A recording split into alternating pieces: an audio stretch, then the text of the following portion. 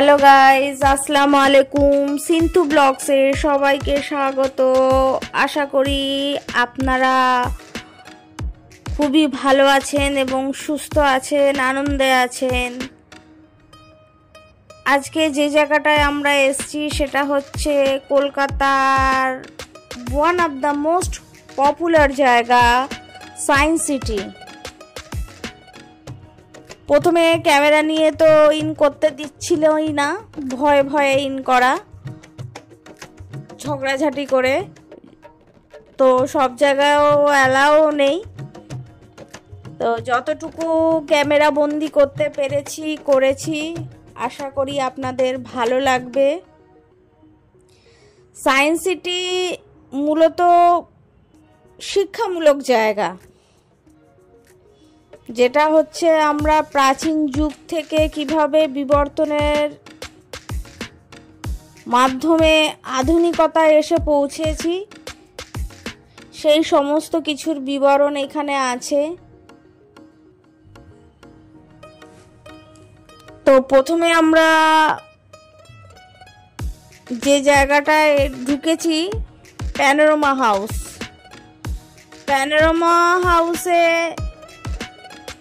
আছে যে আগেকার দিনের মানুষ কিভাবে অস্ত্র শস্ত্র বানিয়েছে, তারপরে তাদের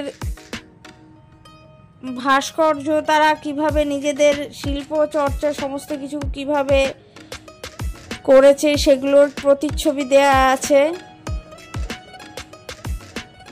এবং বাঁচার তাগিদে আদিম মানুষ যে ধরনের নতুন অস্ত্র শস্ত্র বানিয়েছিল সেই অস্ত্র শস্ত্রের ছবি দেয়া আছে। আগেকার দিনে নারী পুজো হতো, যে নারী পুজো হতো সেই নারীর মূর্তি করার ছবি আছে, মূর্তির ছবি আছে। এছাড়া আরও অনেক ছবি আছে, অনেক পুরনো যুগের অস্ত্রশস্ত্র, আধুনিক অস্ত্রশস্ত্রের ছবি দেয়া আছে। আপনারা দেখলেই ভিডিওটা বুঝতে পারবেন,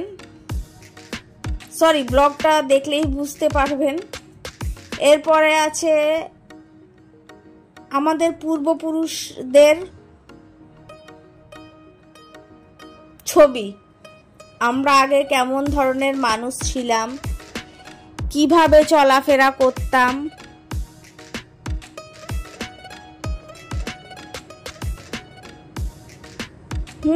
তো কিভাবে চলাফেরা করতাম, আমাদের শরীরের আকৃতি কেমন ছিল, গঠন কেমন ছিল, আমাদের গায়ে প্রচুর পরিমাণে লোম ছিল, আমরা 4 পায়ে হাঁটতাম, সেই 4 পা থেকে আমরা 2 পায়ে হাঁটা শিখেছি।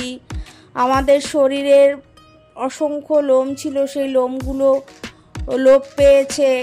এই সমস্ত কিছু মানে বিবর্তনের সাথে সাথে যে পরিবর্তন হয়েছে সেই সমস্ত কিছুর আপনারা এখানে আসলেই জানতে পারবেন, বুঝতে পারবেন, শিখতে পারবেন।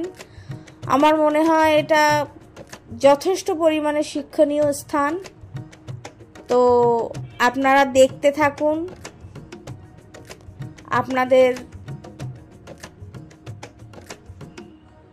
কে দেখানোটাই আমাদের কাম্য, বোঝানোটাই আমাদের কাম্য।